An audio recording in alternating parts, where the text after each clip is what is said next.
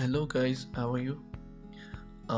आज हम जो है एक ऐसी चीज़ के बारे में, एक ऐसे टॉपिक पर बात करते हैं कि जिसके बारे में बहुत ही कम लोग नॉलेज रखते हैं और बहुत ही कम लोग जानते हैं। तो आज बेसिकली हम बात करते हैं ओटीसी मार्केट के हवाले से कि ये आप देखा होगा आपने और देखते होंगे कि संडे सैटरडे के दिन या कभी कभी मिड नाइट को भी कुछ जो एसेट्स ओपन रहते हैं उनके आगे ब्रैकेट में ओटीसी लिखा हुआ होता है। तो ये ओटीसी का मतलब क्या है और ये क्या चीज़ है और ये किस तरह की मार्केट है और इसमें और नॉर्मल मार्केट में फ़र्क क्या होता है, तो आज हम इसी सारे इशू को डिस्कस करते हैं और ये भी डिस्कस करेंगे, कोशिश करेंगे कि इस मार्केट में यानी कि संडे सैटरडे के दिन हमें ट्रेड करनी चाहिए कि नहीं करनी चाहिए। देखें, सबसे पहले तो आप ये समझ लें कि जो फॉरेक्स रियल मार्केट होती है ना, फॉरेन एक्सचेंज रियल मार्केट, वो मंडे टू फ्राइडे काम करती है।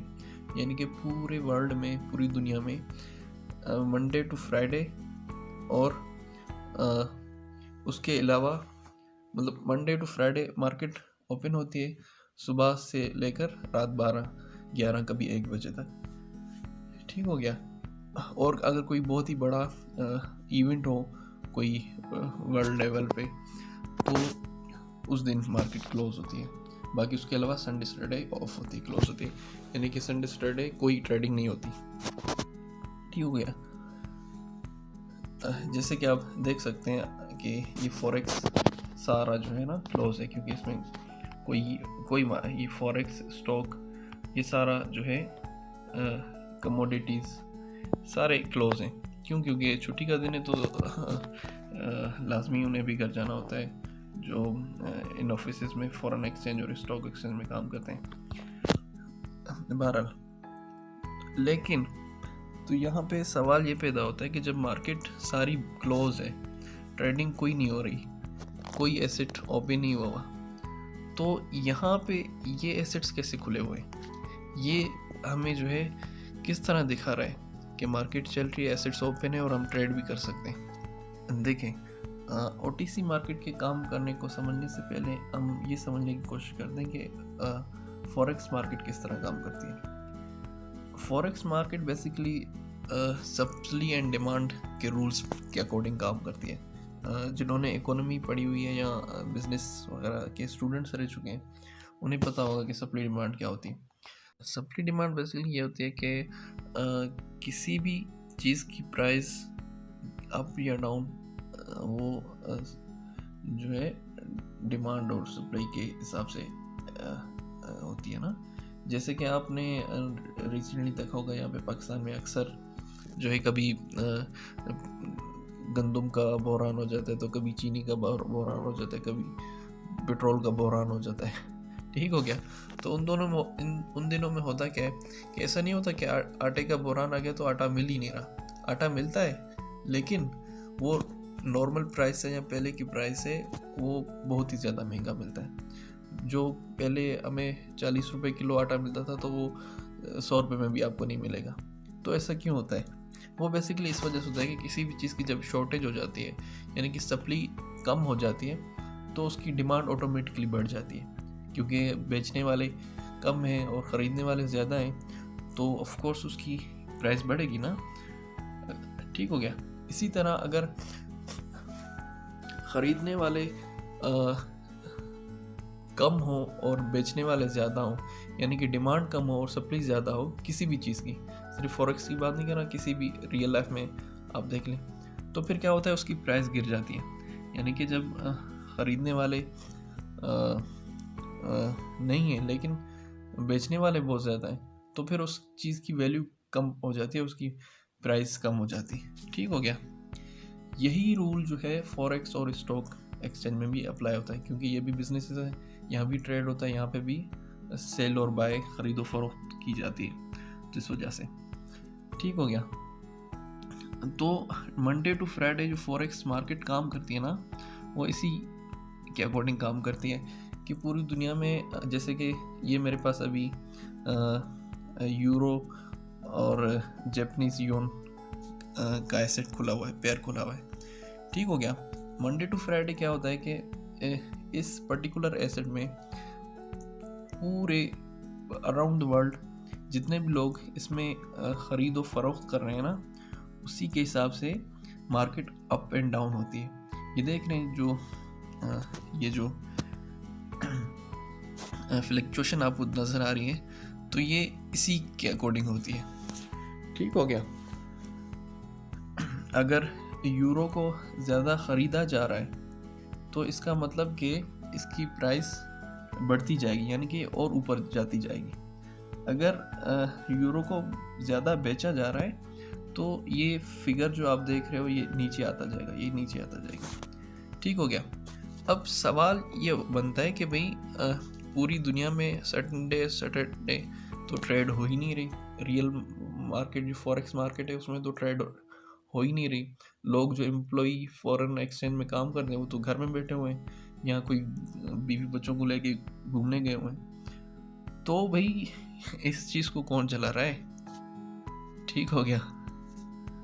अब देखें, ये भी, अब ये ऐसा नहीं है कि ये मार्केट कोई खलाई मखलूक चला रही है, ये भी चलती वैसे ही है जिस तरह दूसरी मार्केट चलती है ना फॉरेक्स, उसी तरह ये भी उसी के अकॉर्डिंग ही चलती है। लेकिन इसमें और उसमें फ़र्क ये है कि उसमें बायर और सेलर बहुत ज़्यादा होते हैं, इसमें बहुत कम होते हैं। यानी कि ये जो एसेट्स आपको दिख रहे हैं, इनकी फ्लक्चुएशन, ये जो फ्लक्चुएशन हो रही है, अप जा रही है मार्केट, ये इस पर्टिकुलर ब्रोकर में जो लोग ख़रीदो फरोख्त कर रहे हैं ना, उसके हिसाब से हो रही है। यानी कि यहाँ पे इस वक्त ज़्यादा लोग इस एसेट को ख़रीद रहे होंगे, तो यही वजह है कि इसकी प्राइस अप जा रही है। ठीक हो गया। यानी कि यहाँ भी रूल्स वगैरह सारे वही अप्लाई होते हैं, ये भी काम उसी तरह ही करती है जिस तरह कोई भी ऑनलाइन या ऑफलाइन मार्केट चलती है। लेकिन फ़र्क सिर्फ ये है कि इसमें वॉल्यूम कम होता है, कि ख़रीदने वाले और बेचने वाले लोग बहुत कम होते हैं। तो ये तो आप यकीनन समझ गए होंगे कि सप्लाई एंड डिमांड के रूल्स क्या होते हैं और ये किस तरह, और OTC और उसमें फॉरेक्स में फ़र्क क्या होता है। फ़र्क भाई यही होता है, और कोई फ़र्क नहीं होता। सिंपली छोटा सा फ़र्क ये होता है कि फॉरेक्स मार्केट जो मंडे टू फ्राइडे जो चलती है, यहाँ बाइनरी में भी मतलब यही मार्केट वो according to real time market के हिसाब से चल रही है। और ये वो मार्केट चल रही है जो कि इस वक्त लोग इसमें ख़रीदो फरोख्त कर रहे हैं, उस हिसाब से ये इसमें फ्लक्चुएशन हो रही है। ठीक हो गया। अच्छा सॉरी, OTC का मैं आपको फुल फॉर्म बताना भूल गया। OTC basically stands for over the counter, है ना। लेकिन इसी को जो है ऑफ एक्सचेंज ट्रेडिंग भी कहा जाता है। ठीक है। तो ऑफ एक्सचेंज ट्रेडिंग से ही आप अंदाज़ा लगा सकते हैं कि इसका मतलब कि ऑफ एक्सचेंज ट्रेडिंग यानी कि जब एक्सचेंज ट्रेडिंग ऑफ हो उस वक़्त की मार्केट, क्योंकि अब इस वक्त फॉरेन एक्सचेंज मार्केट तो ऑफ है ना, लेकिन ये फिर भी चल रही है, ऑफ टाइम में चल रही है, तो इस वजह से।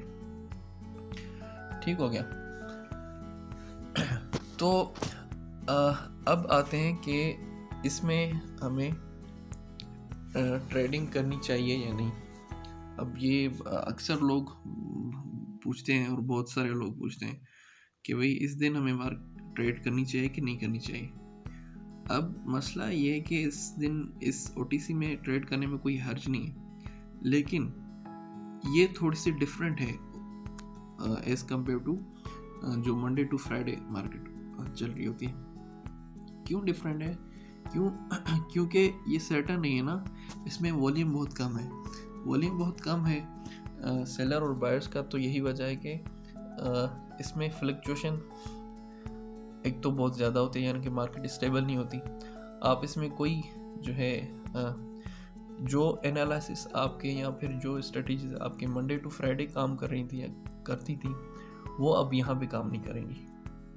ठीक हो गया। अब यहाँ पे ट्रेडिंग के लिए आपको दूसरी तरह की स्ट्रेटजीज डेवलप करनी पड़ेंगी, या इस मार्केट के जो है सिग्नल समझने के लिए आपको अलग से मेहनत करनी पड़ेगी। और ऐसा क्यों है? ऐसा सिर्फ और सिर्फ इस वजह से है क्योंकि इसमें बायर और सेलर्स की वॉल्यूम बहुत कम है ना, तो इस वजह से ये अनसर्टेन है एक तरह से। अच्छा, एक और भी चीज़ जो कि अक्सर लोग कहते हैं, और ये पॉसिबल भी हो सकता है, लेकिन क्योंकि मेरे पास कोई प्रूफ नहीं है, मेरे पास कोई ऑथेंटिक इंफॉर्मेशन या इस तरह की कोई ऑथेंटिसिटी नहीं है, तो मैं अपने बेस पे कह नहीं सकता। लेकिन जो अक्सर लोग कहते हैं वो ये भी कहते हैं कि OTC मार्केट को, क्योंकि ये तो रियल मार्केट तो है ही नहीं ना, जो वर्ल्ड टाइम में रियल पूरे वर्ल्ड में एक ही हिसाब से चल रही है, वो तो है नहीं ना। तो है क्या कि इसमें कहा जाता है कि जो ब्रोकर होते हैं वो इसको कंट्रोल करने की एबिलिटी रखते हैं, यानी ये कि इसमें अगर आप ज़्यादा प्रॉफिट करने लग जाओ तो फिर आप नो मैटर आप कितनी भी अच्छी स्ट्रेटजीज हैं, कितने भी अच्छे टेक्निक्स आप यूज़ कर लो, आपको लॉस ही होना है। क्यों? क्योंकि इसको ये ब्रोकर कंट्रोल कर रहा है ना, तो आपको वो जहाँ चाहे फिगर को और ग्राफ को ले जा सकता है। ये ग्राफ अब रियल मार्केट से कनेक्टेड नहीं है, ये ग्राफ जो है इसी ब्रोकर के कंट्रोल में, तो ये लोग छेड़छाड़ कर सकते हैं। अब ये मैं नहीं कह रहा, ये लोग कहते हैं, और इसमें पॉसिबिलिटीज हो भी सकती है, नहीं भी हो सकती। ठीक हो गया। क्योंकि मेरे पास कोई ऑथेंटिक नॉलेज है नहीं, तो इस वजह से मैं नहीं कह सकता। अब लेकिन मैंने अब अगर आप मुझसे मेरे पर्सनल व्यूज़ या ओपिनियंस पूछें, तो मैं ख़ुद भी जो करता हूँ और जो आपको सजेस्ट करूँगा, तो वो यही कि आप इस मार्केट से अवॉइड करें तो ज़्यादा बेहतर है। क्यों? क्योंकि मैंने देखा हुआ है कि जितने भी बड़े ट्रेडर्स हैं ना, वो इस मार्केट में ट्रेड नहीं करते, OTC में बिल्कुल नहीं करते। ठीक हो गया। मैंने थोड़ी सी की हुई है और प्रॉफिट भी उठाया हुआ है, लेकिन मैं भी इससे अवॉइड करता हूँ। तो ये जो है मेरे पर्सनल रिव्यूज़ हैं, मेरे पर्सनल ओपिनियंस हैं कि इसमें ट्रेडिंग ना करने के लिए ना। तो बाकी आप पे डिपेंड करता है कि आप इसमें करना चाहो तो बेशक कर लो। ऐसा भी नहीं है कि ये बिल्कुल ही बदनाम मार्केट है मतलब ऐसा भी नहीं ना। एक इसकी अपनी एक फ़ैन बेस है, यानी कि एक इस तरह के लोग भी हैं जो कि इस मार्केट को पसंद करते हैं और इस OTC मार्केट में बहुत महारत रखते हैं। ऐसे भी लोग हैं बहुत सारे। तो हाँ, आप भी उनमें शामिल होना चाहते हो तो बेस्ट ऑफ लक, इसमें कोई हर्ज नहीं है।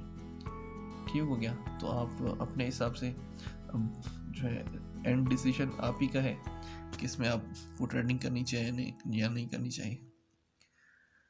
होपफुली मैंने समझाने में कोई कसर नहीं छोड़ी। सो फ़िलहाल के लिए इतना ही। फिर मिलते हैं, तब तक के लिए बेस्ट ऑफ लक।